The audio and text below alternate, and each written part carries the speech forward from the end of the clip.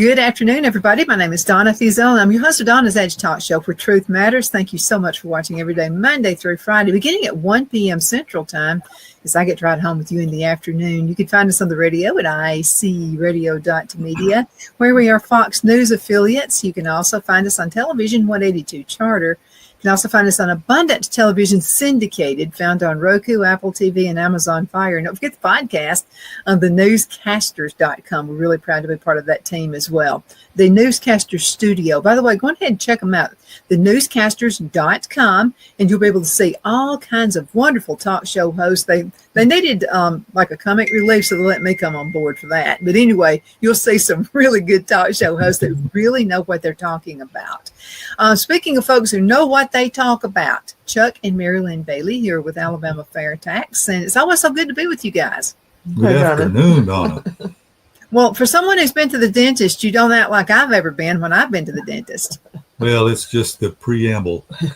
Oh, okay. So the beginning of things to come. Oh, okay. So that's why you're in a good mood. Yeah.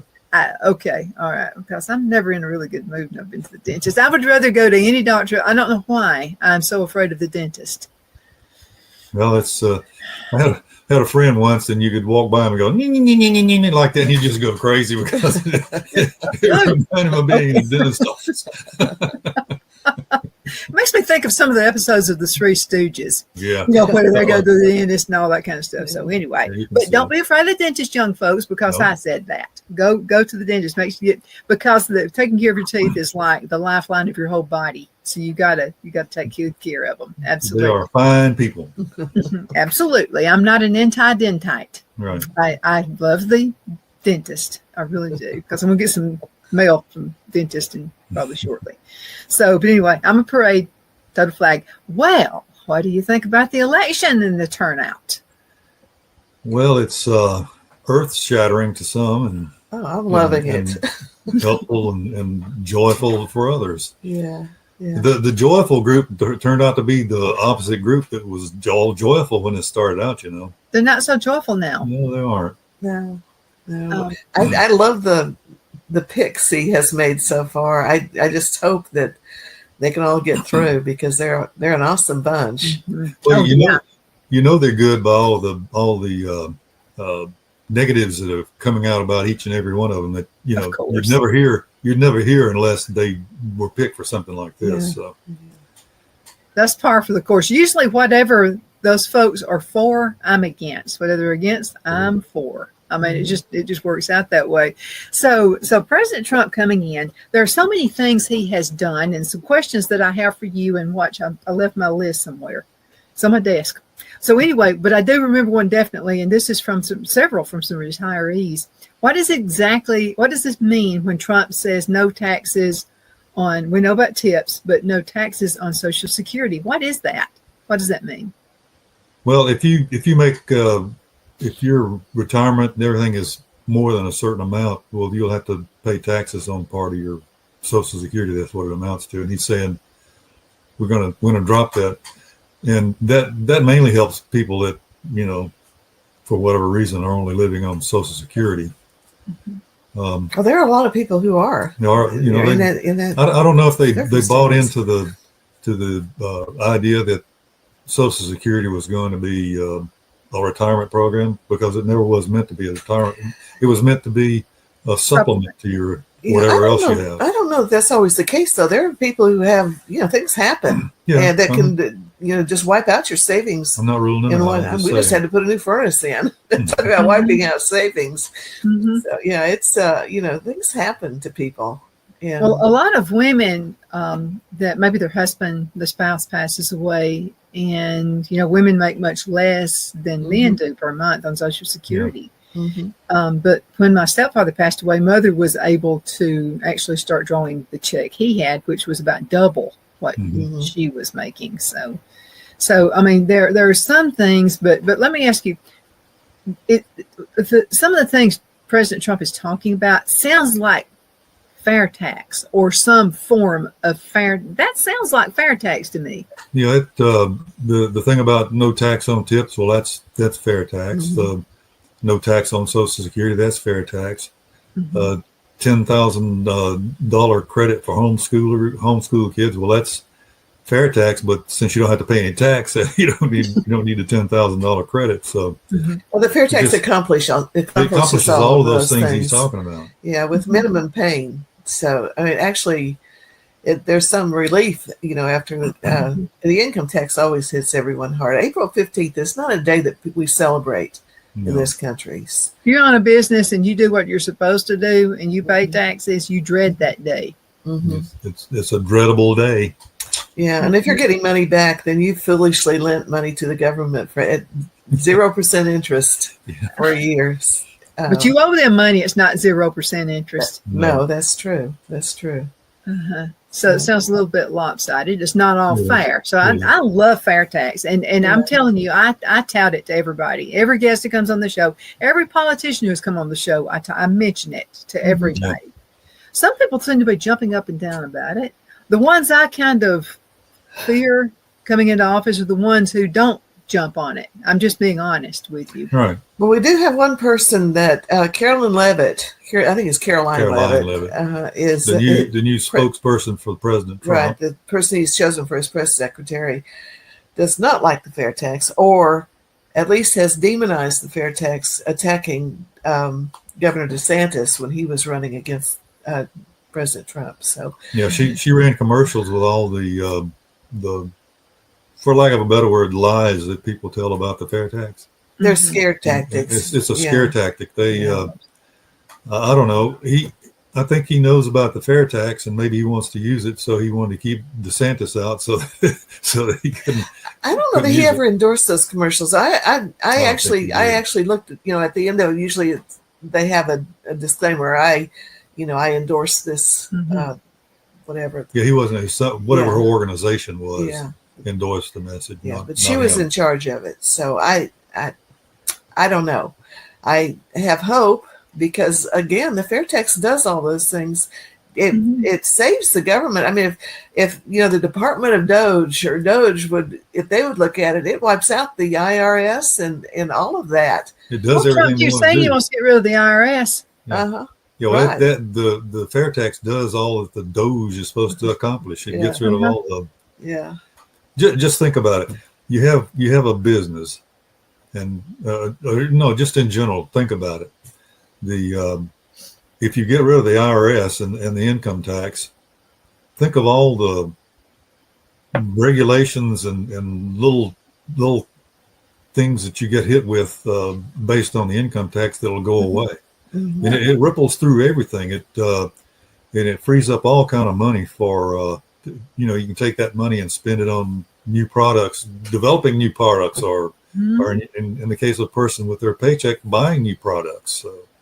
So it's just crazy that people that are in the know actually fight against the fair tax because it typically is taking something away from them.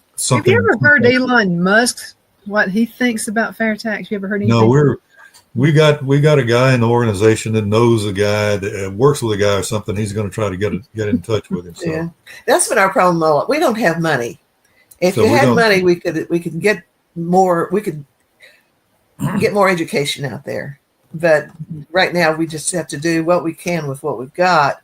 It's encouraging that Mike Huckabee knows about it, but he's going to Israel, so that's something that I know. I was kind of hoping that would be the guy. Well, he was helping us kick off our fundraising. I think I don't know if they've already had it or not, but there were 2 or 3 organizations that were going together in the Atlanta area, I believe, to have a fundraiser, and they were going to split the take, and then they had another one planned after that for the fair tax, and then somebody came along and gave him a different job. Doggone it. Yeah. And he can't do that stuff for us anymore because he was on our advisory board. Yeah. And so we've got a couple other guys that are big in financial. Several billionaires that have been big in financials and that sort of thing that are on the advisory board. So they're going to try to keep this thing going because now's the time for fair tax. If we don't get fair tax now, I don't think we'll ever be able to get it. I'm sorry. And it doesn't discourage using tariffs either. I mean, No. it actually It'll levels work hand in hand. it levels the playing field, but you can use targeted tariffs. You can use it effectively. With the fair tax, there's no the stuff you sell to foreign countries will have no hidden taxes in it. So that brings the price down of stuff you're shipping overseas, and vice versa. When something comes from another country, you got a person buying it's got to pay the tax on it. So that, same old. I sell to you tax free, but then when you sell to me, you got to pay tax. So that's it's kind a win-win for everybody. It's just a win-win. It really is. So if you got a country that comes along and plays dirty manufacturing with you, and I'm going to do everything I can to beat the U.S., well, then you say, okay, 10% tax on you for a tariff, and that'll keep that from happening. Yeah, I mean, it's a win-win. Let's talk a little bit about the election, though, because it's one thing to win the electoral college, and it's another thing to win the popular vote. But when you win both of them, what kind of a message do you think America sent? I think it's called mandate. Yeah, you should be able to okay, now I'm going to get started on all the stuff I promised. And by the way, all these people I'm picking are going to help me get there. And you can yell and scream all you want to, but you gave me a mandate, so I'm going to pick and choose who I want working with me, and that's what's going to happen. Those are the people who are going to be working with him. And all those, take Matt Gaetz for a chance. He's very knowledgeable about things DOJ, because he's been in the Judicial Committee for 7 years, along with the Speaker, and up until the time he was Speaker, and they know of what goes on in the DOJ, and they know about all that lawfare and everything they've been doing. And so he knows where the bodies are buried, and they don't want him in there digging around in the graves. That's what. Well, actually, Matt Gaetz was attacked by the DOJ too. And he was attacked wrongly, of course. I understand some guy brought a case against him for trafficking a young girl and all this kind of stuff. And turns out that the guy he was going around shopping that he wanted money not to do that. And so I think that guy's in jail now for his part of that. Blackmailing Matt Gaetz' parents. But the Department of Justice couldn't find any substance to it. However, there's this report residing in the House that it's dropped now because they have no jurisdiction. It is dropped, but you've got people like Jamie Raskin and that's fine. If you want to talk about deplorables, I think that man is deplorable. But he wants to bring it out, hoping that it castigates Gaetz. So we'll see what happens. But I really think, we're not going to get Mitt Romney. We're not going to get Susan Collins. Right. However, Susan Collins voted for Merrick Garland. Yeah. I have to ask. She did, and so did Murkowski. I believe. And I don't know who voted to have Rachel Levine be the Surgeon General, but you have to question those people, and there had to have been Republicans who voted for it. So.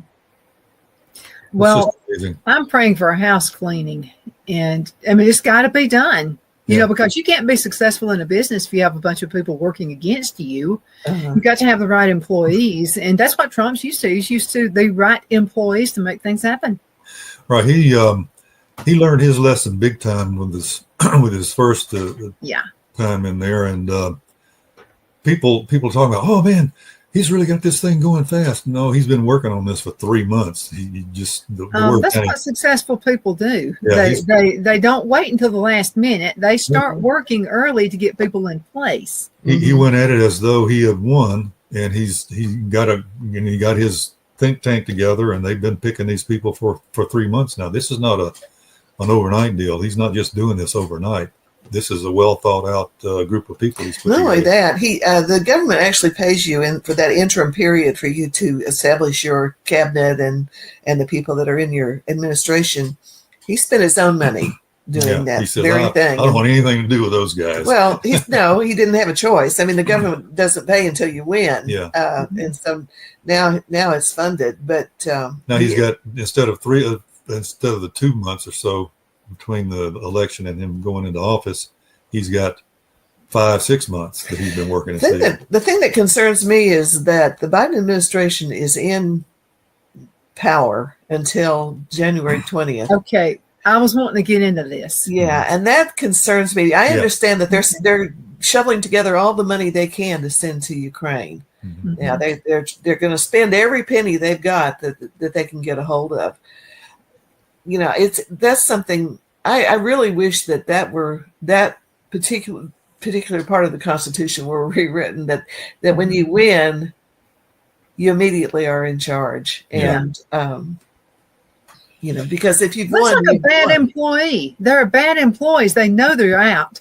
They know they're about to get fired. Yeah, and so what they do is they mess up and cause as much scandal and as many problems as they possibly can before they go, hoping that that the next person coming in is not going to be able to make it work. Right. That's why they usually have an armed guard coming to their office to escort them out. Yeah, there's a reason for that. Yeah, there is. But I'm a little nervous. In your opinion, what could happen between now and then that could actually prevent Trump from even coming in as president? Could anything happen? Oh, I don't know. That is scary because they've tried everything. You know, I'm sure they haven't quit. But, you know, I believe that God is in charge. Yeah. And if you look at all the things that have happened to Trump in this time, he has blessed this country. He really has. And he has still won the popular vote and the electoral college. That's a little bit rare. That's what you call, he dominated. Mm-hmm. Yeah. The popular vote, I read somewhere, if the Democrats need to be careful about what they wish for, because the popular vote would have given Trump something like 520 electoral votes instead of the 312 votes that he got just from the. Oh, if you look at them, if you look at the election map, the whole thing is red. There are just several blue spots in there. Problem is there's a lot of those areas are highly populated, so they can control things really if they've got enough people voting the way they want them to vote. So. And usually in high density populations, you have people who are more dependent on the government than people who are not in urban areas.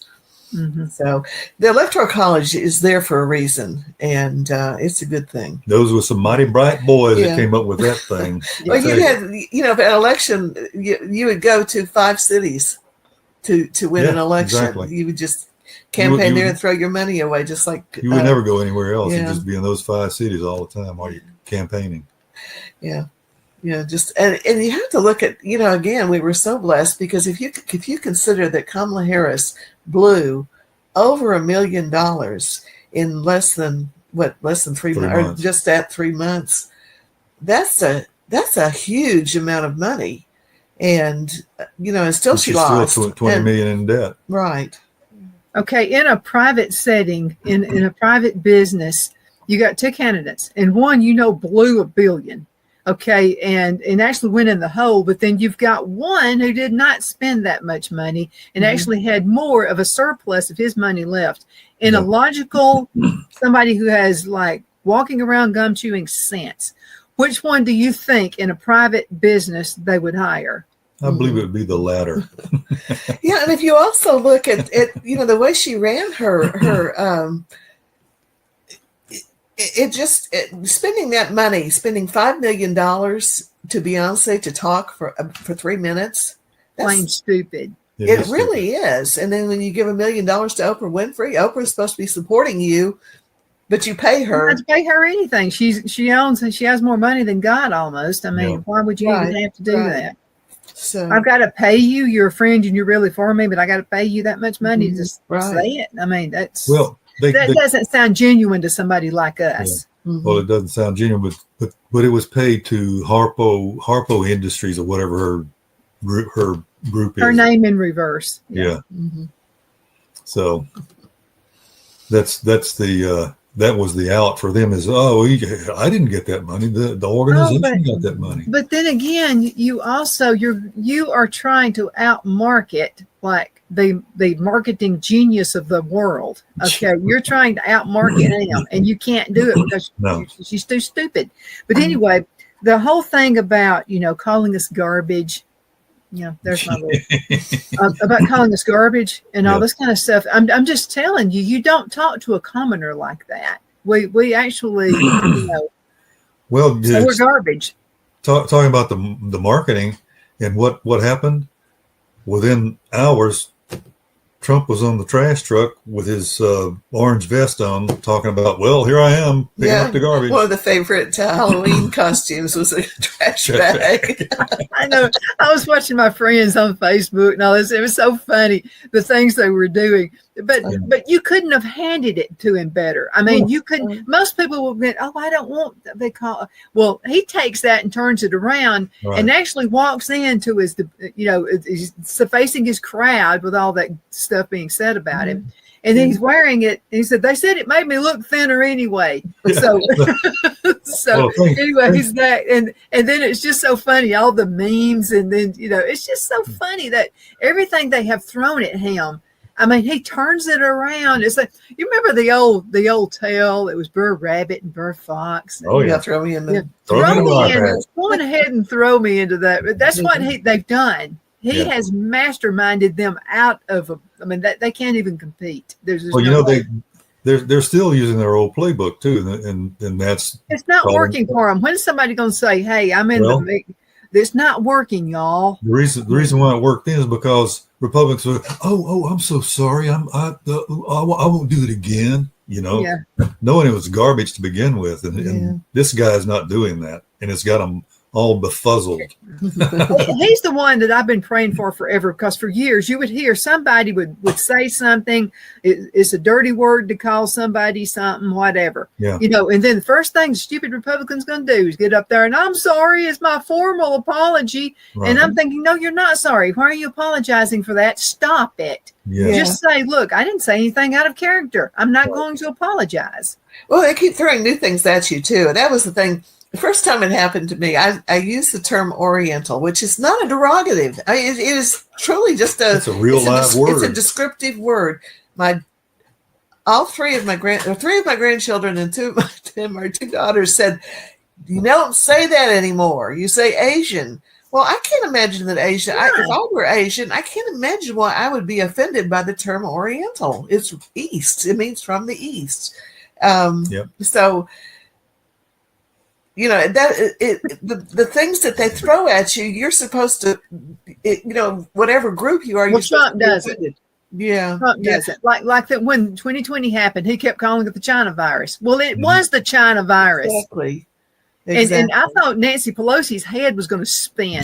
Like every time he would say the China virus, he just kept saying it. He didn't care whether she liked it or not. So he just say the China virus. She'd just go, you know how she'd do her mouth? Yeah. Like your false teeth were coming out or something. So, she just kept doing that. Mm-hmm. And I think he knew what he's doing. And I just, like going and working at McDonald's. Absolutely. What other president would have done that? Nobody. Yeah. Okay, you know what that told the rest of us? We're cool. And by the way, garbage truck, there are people who are millionaires who have worked as a garbage truck driver for decades, because you're actually paid a good retirement also when you retire, so you've got a supplemental income coming in with your Social Security. I think you don't need to laugh at people for the jobs they have. I have an aunt who was a lunchroom lady. This is back when everybody was making fun of the lunchroom lady, like on Saturday Night Live. They were making fun. Well, guess what? My aunt's got the last laugh. She worked there for 20-something years. She retired. She joined the Social Security and from the school system. So she's coming out pretty good. Yeah. And my uncle, her husband, passed away. She's my aunt by marriage. Actually, she's my aunt all the way around anyway. Yeah. But anyway, when he passed away, she didn't have to worry about finances. You know why? Because she laughed with people who said she was a lunchroom lady.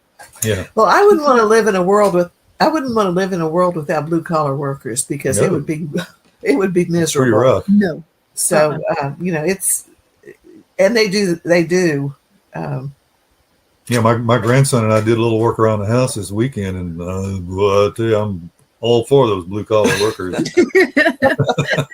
I am too. And talk about, people going into debt. No, I want to be white collar. I want to look out over, New York City landscape and all, those kinds of jobs. Well, you've got all this debt behind you, but then the guy who does a trade job, that guy, just because he doesn't wear a suit and tie every day doesn't mean that he's any lower on the totem pole than you are. As a matter of fact, usually they're higher up there because they have less debt. They're not paying for the high-rise apartment. Right. I like the meme where it's got the, big-time college university graduate in there. It's $50,000, $60,000 degrees, and list all the things. And then compare it, and it says here's a guy that is an electrician and goes through all that stuff, and he doesn't have to pay anything because he's already paid off his school. Well, he has to pay for their debt. That's the thing and then he gets suckered into paying their debt. Yeah. Uh-huh. But what's interesting is you can work as an apprentice on those jobs too, and you're not going to learn. Okay, because I know. Okay, so I was going to college to be an accountant, and I'm not even doing that now. I mean, I thought I can't sit in the back office somewhere and do that. So why am I a talk show host? I didn't go to college for this, but to be an accountant. Well, I mean, you go to a trade school, you've got to have some experience. Trade school is perfect for somebody like me. I would have done that had I had it back in the day, working with my hands, what have you. I'd have been a welder. A woman welder. I would have done that. That would have been a fun job for me. So you get on the job training because you're working as an apprentice. Yep. Okay. When you're going to college, and college is great, but the problem with college is you don't have on the job experience. That's why it's so hard to get a job, because people who hire for you, I know this because you own a Snelling franchise, Snelling and Snelling Personnel Services. And so people would call me all the time, they got to have experience, but I want somebody young. And I would say, well, no, you can't have both. I mean, if they're just graduated out of college, they're not going to have the work experience. So which is more important to you, work experience or the degree? Well, it always boiled down to the work experience. Yeah. That's what our children did to go to college. They did temporary work and did well. Well, we were co-op students. We worked a semester and college a semester, and that paid off for me. Mary Lynn paid off for her because she had her first child. I learned how to do that. I get that.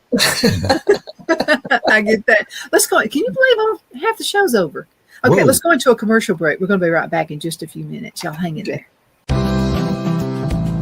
Queen City Used Car Sales has been serving drivers in the Northeast Alabama area for years with a quality selection of late model used cars, SUVs, and pickup trucks. On top of our extensive selection and competitive prices, we offer professional auto financing services for used car buyers of all credit levels. Whether you've just begun your search or you're ready to secure your next vehicle, at Twin City Used Car Sales, you will drive away with the vehicle of your dreams. The sales and finance staff at Twin City Used Car Sales looks forward to serving you, and you can apply for financing online before your visit to our used dealership in Gadsden, Alabama. Check us out on the web at twincityusedcars.com or go by our location at 901 First Avenue, Gadsden, Alabama. We sincerely look forward to serving you.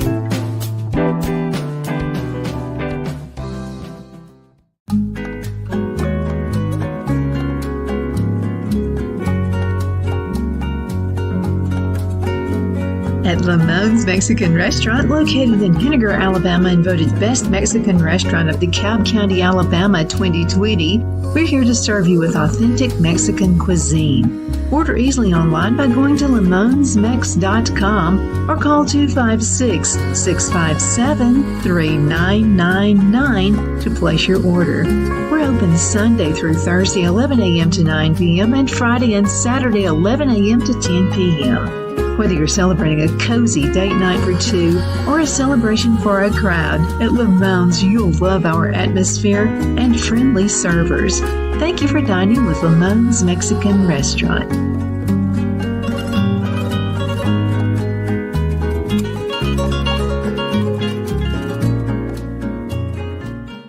At Liberty Bank, we're all about community, whether it's to help with a charity fundraiser or help families in need. Toys at Christmas or a local football team, we're here for you. You see, we realize the importance of family. Sometimes it's to build a new home or necessary home repairs.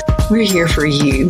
If you like the feel of a small town bank with all the conveniences of a big city bank, we're here to serve you. You will find us at any of our convenient locations in DeKalb, Marshall, Etowah, and Blount counties in North Alabama.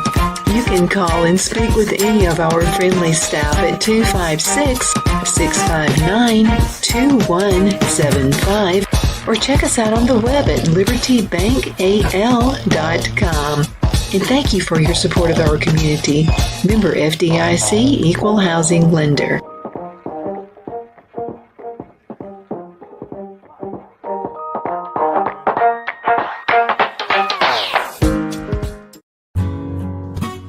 The only place I buy my beef is Lone Tree Ranch in Collinsville, Alabama. Their cattle is born and raised on their ranch, grass and grain fed, and you can feel confident when you serve your family and friends because their beef is all natural and no antibiotics or hormones are added. You can buy whole beef or perhaps go in with family or friends and buy half. Their customer service is number one as they take care of the delivery to their local processor and can deliver to your home for a small added fee. They also offer herd replacement heifers. I always call Lone Tree Ranch in Collinsville, Alabama for my beef specialty recipes and cookouts, and you can too. Food shortages are increasing, so buy local by calling 256-523-6462. That's 256-523-6462.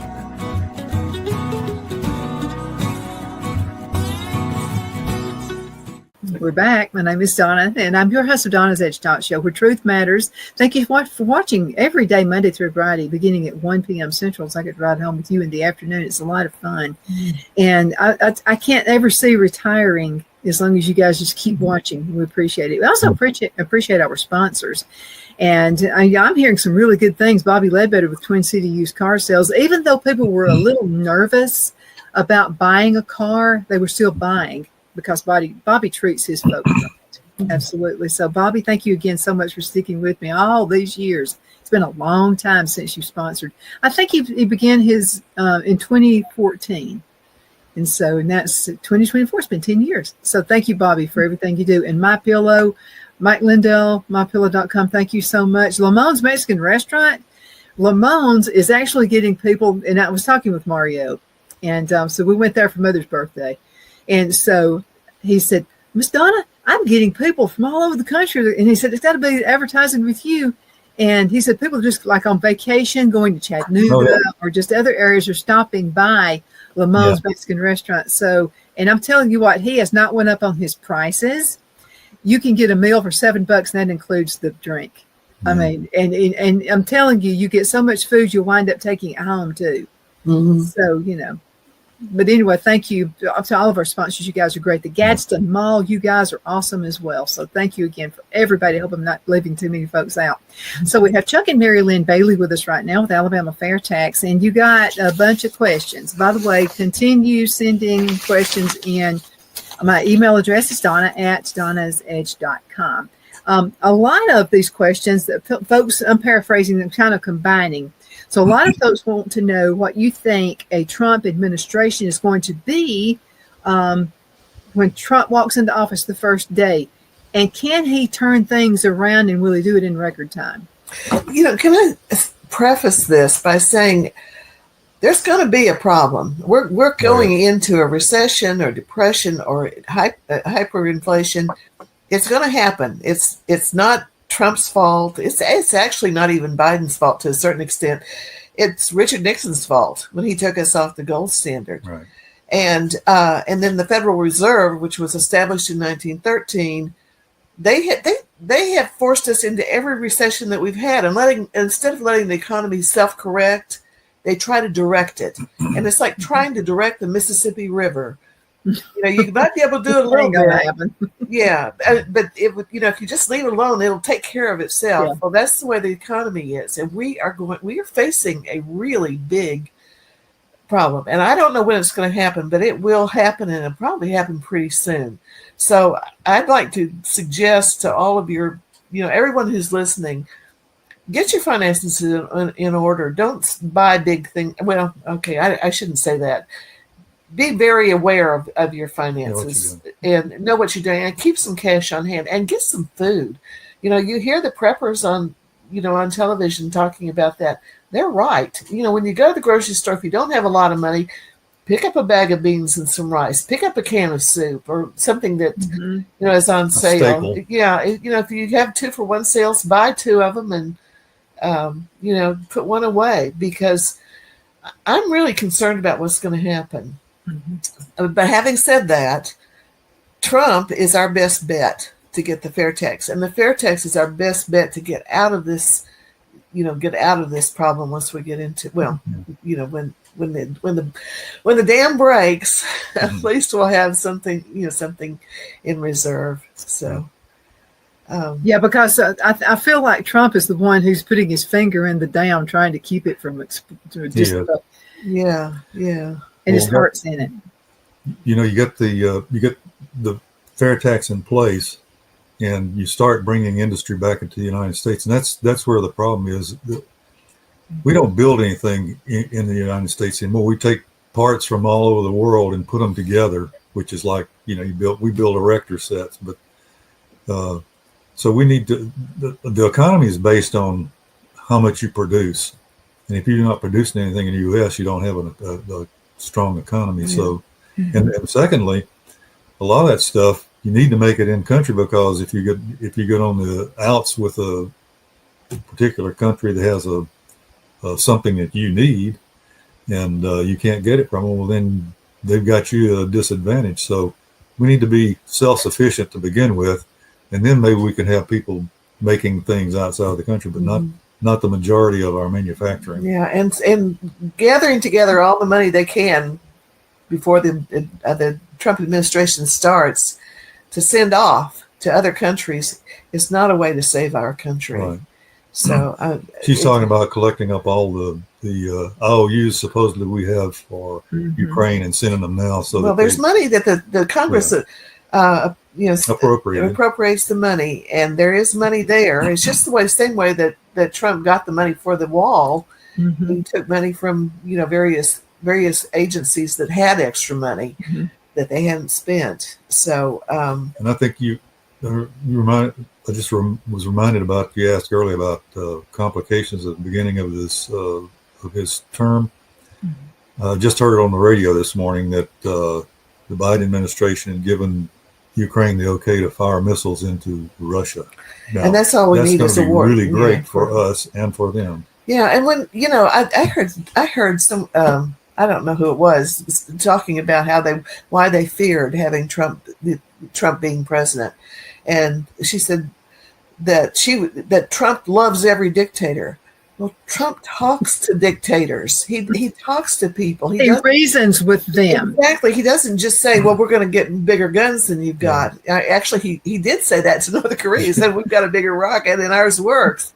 But he says, and I've got man. I got a big button here that's ready to be pressed. Right. But on the other hand, he talked to him. And, I don't know how true this is, but Trump at one point said he writes him love letters now.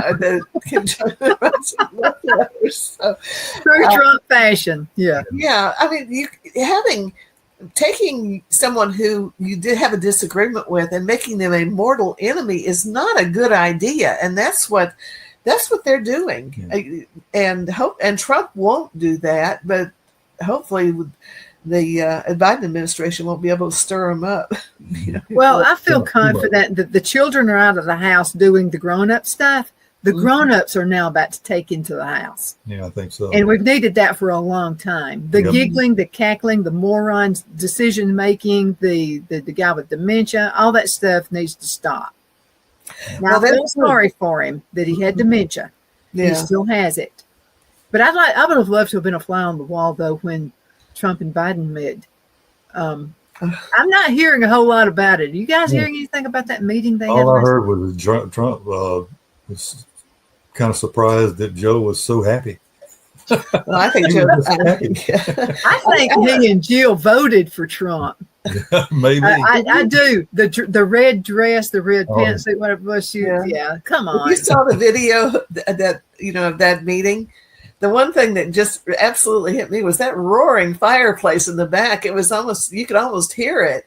And, I thought, well, at least they're warm.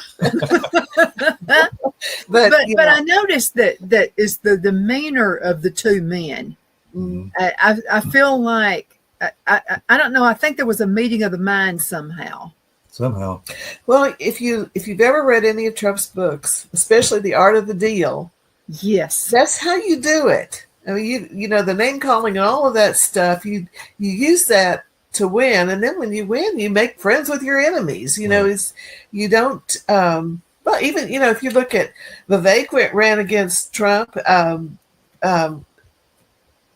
DeSantis did, they're not enemies now. They're working I thought together. Nikki, that would never happen with Nikki Haley. I mean, and then she got behind him. Yeah, she worries me because she's another Liz Cheney. They make money off of war, and that is, that's still out there. That's scary to me. Mm-hmm. So, anyway, I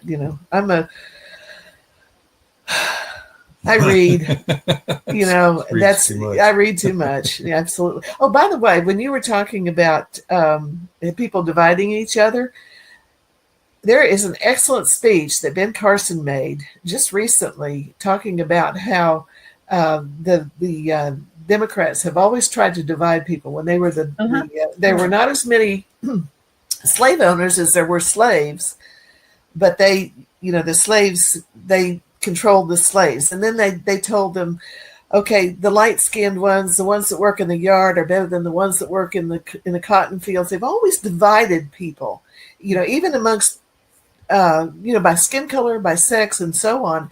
And I think the American people are getting tired of that. We're tired of it. I really do. When I look at a person, I see a person, until they open their mouth, I'm not going to make a judgment on them. Of course, if they're Rachel Levine, I might. I just can't. Yeah, some people you can't help it. They want you to. No, but you're talking about the race baiting. Because, so it started in the 60s and earlier than that, 50s and 60s with whites and blacks. Try to get them against each other. Let's do that. Then they started it with the blacks and the Latinos to get them at each other. And now it seems like it's Latinos and then whoever else comes in, the Haitians, they're getting them at each other. So if you can just get all these people bickering and they're not uniting with each other, because if they're united, that's a big bond. But now if they're scattered, how are you going to get them to, they're not going to try to overcome you and dethrone you. So I think Trump got the whole thing. I think he's got it right. One of my favorite philosophers is Aesop. Aesop's fables are generally, like, you can see that in a book, that'd be 2 pages. And that just exactly what you were saying is, if you have a bundle of sticks, it's very strong. If you have one stick, you can break it. So you're better off being together rather than, and so if someone who wants to destroy a country will try to divide it. And that's what's has been done to this country. So, well, it's like all of us amongst it. They're using Facebook as baiting people like that too. Because okay, so I have friends who are libs. And so when they put stuff on their Facebook page, I'm not going to go in there and put my opinion. That's their opinion. Leave it alone. That's the way I look at it. But if they come on my page and they start putting stuff like that, I'm not going to argue with them. I'm not going to be able to change your mind. So I will just say something like, I still love you. That drives them crazy. They want you to argue with them, and I'm just not going to do it. First of all, I don't argue with stupid. So if you're going to put your stuff on there, fine. If you're going to put it on mine, fine. I'm still going to love you. So, that's my, and I'm getting less and less and less of that now. Yeah. People are realizing it doesn't work. Yeah. They're saying, well, forget Donna. She's just going to tell me she loves me. Right. And I'm beginning to feel like the people who feel unloved are the ones who are doing that. They're doing it just so I will tell them I love them. They want somebody to tell them, I guess. I don't know what the deal is. Yeah. It's another question you guys have had, and Joyce Butler wins the book, by the way. Okay. And you got the book handy so that you can see. If you send a question, you got to send an email, Donna@donnasedge.com, or I can't do it. Donna@donnasedge.com. you win this book, and we're giving one away a month. So Donna at donnasedge.com, send a question, and I'll be glad to handle it for you. So this one is about people who are living off the government, and they've made it a career choice. Mm-hmm. What are your thoughts? Could Trump stop that? Because I'm talking generations of it, and it's not black, it's not white, it's not a color issue. There are plenty of white people who are doing the same thing. So they've made it their career choice to live off of the government. Could there not be some kind of a time? And this is going to really shock you. I believe in that. I really believe in having assistance, but not for a career. I'm talking just a few months till you get back on your feet again.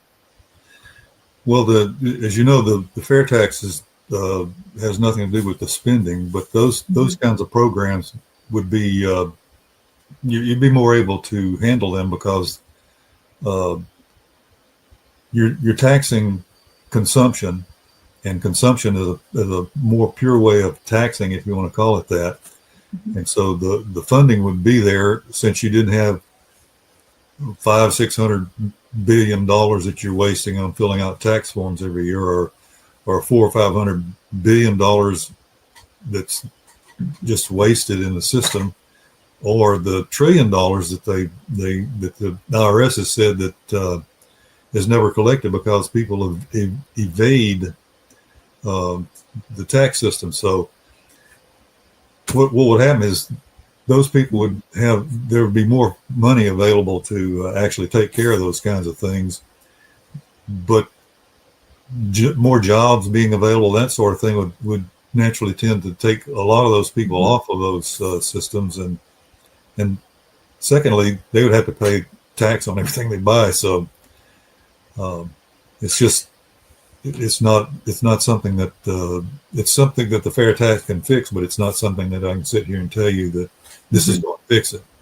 Yeah, I think you and I disagree a little bit on social programs, because I really think that social programs should be funded by charities, because charities can discriminate. The federal government cannot. Mm-hmm. And so if you, I have never been a fan of, perhaps, for instance, the United Way, because they bundle all these charities together, and I refuse to give to them because they support some of the things that I truly abhor. Yeah. I don't like Planned Parenthood. They get money from Planned Parenthood. Right. That I would rather give money to prevent abortions rather than fund abortions, and not having that choice. And when you give the money to the government for social programs, you have no discrimination over who gets that money. And there are a lot of ways to cheat. So I would much rather see churches or just individuals. And the American people are so generous. I mean, if you look at the American people are the ones who have funded what's going on in, the hurricane victims. The FEMA shows up, a couple weeks late with, $1 short and confiscating things the churches are bringing in. Exactly. And the American being told not to go to the Trump area. Right. And in fact, if you live in the Huntsville area, that tonight or tomorrow night there is a meeting at the library to talk about getting civil defense back, because civil defense is local. You know what your the people in your community need. Yeah. FEMA, who knows where that money goes? I mean, that the word is that they're funding immigration. Yeah. So when they've spent all this money in other countries, and then there's not enough to go around to the hurricane victims in our own country, there's a problem. Yeah. Exactly.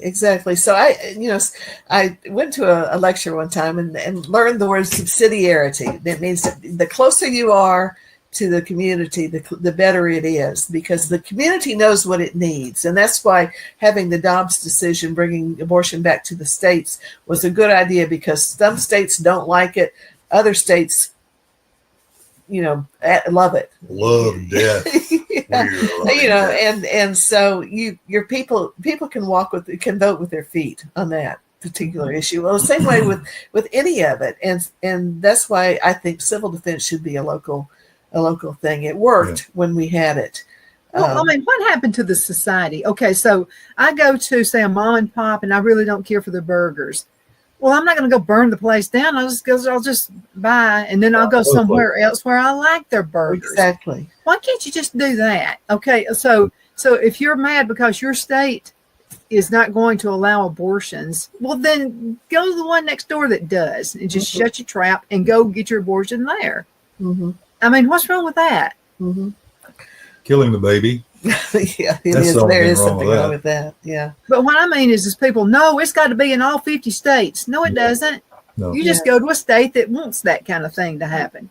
You know, just, are you that bad off, and then I think the whole thing's about population control anyway. I mean, and some of these women who are fighting for abortion rights, I mean, they're lesbians anyway, so why should they care? I heard, I can't remember who it was. One politician said, the people who are most concerned about abortion are people who can't have babies. That you have or don't want to because they want women over men. I mean, that was that deplorable Matt Gaetz that had that in a speech. Yeah, I guess, but it's women our age, for instance, who are not going to have any more children, who don't have to worry about abortion. Yeah. They're the ones that are out, celebrating with. Yeah. Yeah. And why would they be out celebrating? They'd be out celebrating because they didn't want their they want their daughters to be able to have an abortion. And at the same time, you say, why do you want to kill your grandchildren? Yeah, that has, a friend of mine had a daughter who had an abortion, and I felt so sorry for her because she lost a grandchild when that child was aborted. Personal story, but that's something that I think. I don't know that people think about that. They don't value children. People aren't thinking about things the right way. Okay, so if I had a daughter who woke up the day after the election, and she's all just, and she's distraught, crying, carrying on, all this kind of, I would say, why are you crying? He said, because abortion rights are going to be taken. I would be going, excuse me, you're how old? And you're worried about abortion rights. I'm going to tie you under the bed, okay? Yeah. You're not going anywhere. Yeah. I mean, if I were the mother that my daughter was saying that, I'd be like, whoa. Yeah.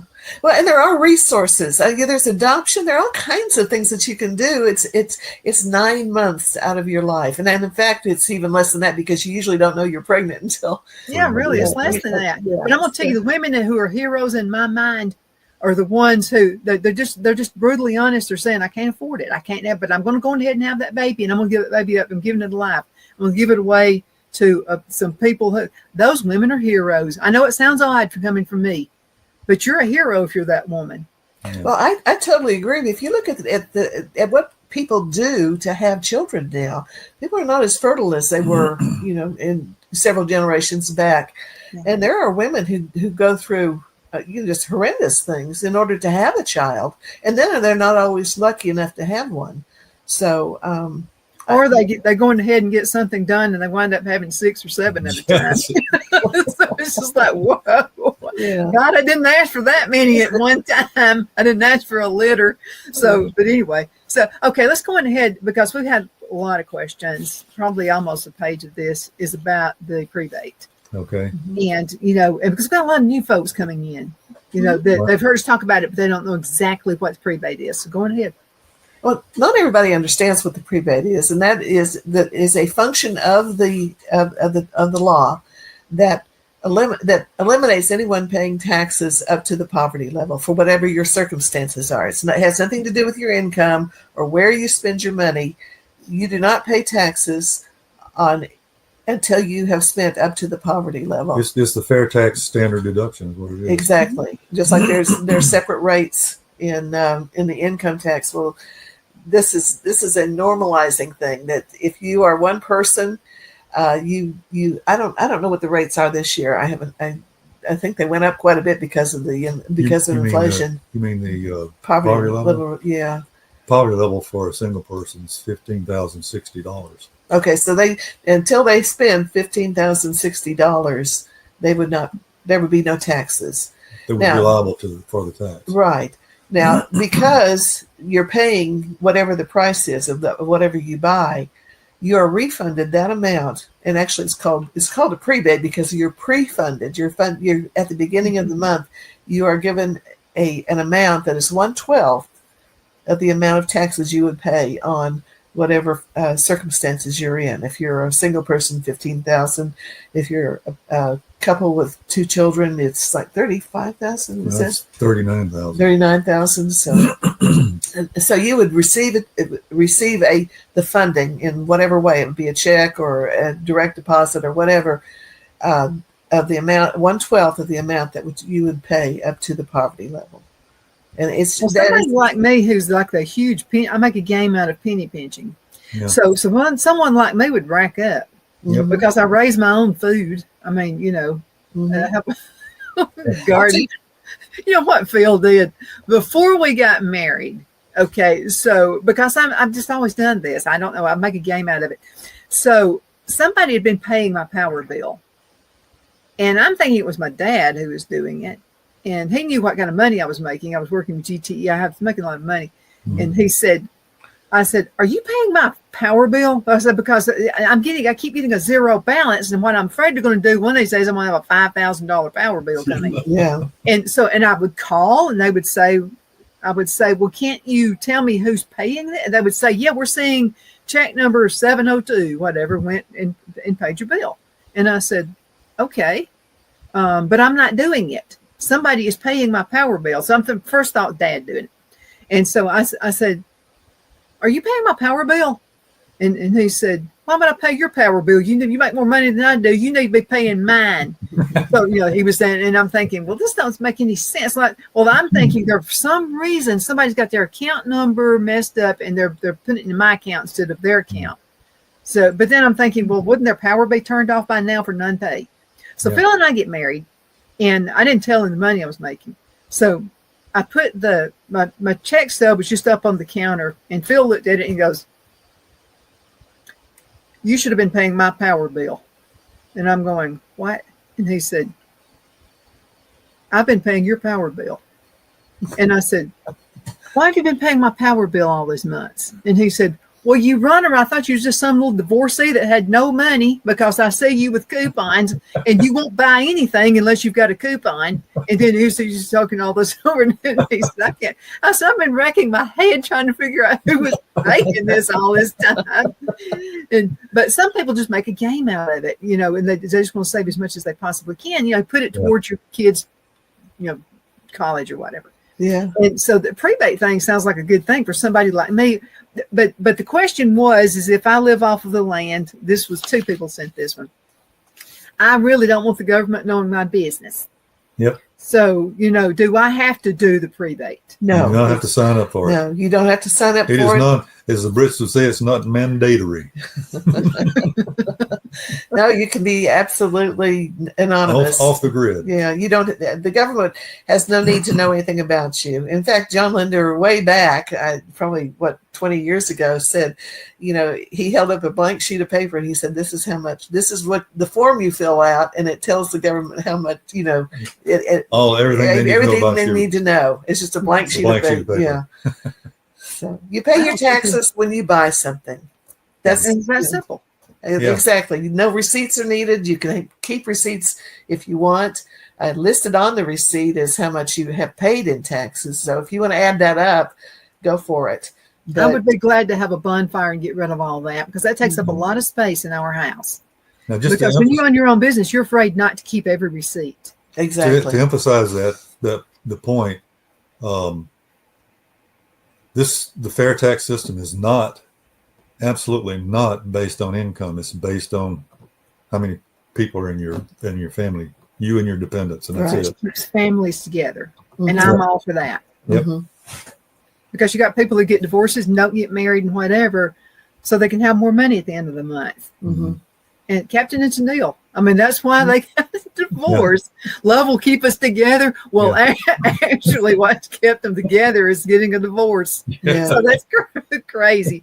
Folks, we're going to have to call it a day. Thank you, Chuck and Marilyn Bailey. Thank you all. Man, time flies by when you're on the show. This is too much fun, Donna. And continue sending emails, okay? So who did I say? Joyce Butler, you win the book. So thank you so much. And I've got her address. You may have to tackle me. I will get it to you. I promise the address to you. But thank you again so much for being with us. And thank you guys so much for watching. Hope you have a super duper awesome, blessed day today. Take care of the rest of the day. Guys, hang around and get you scheduled for next month. Okay.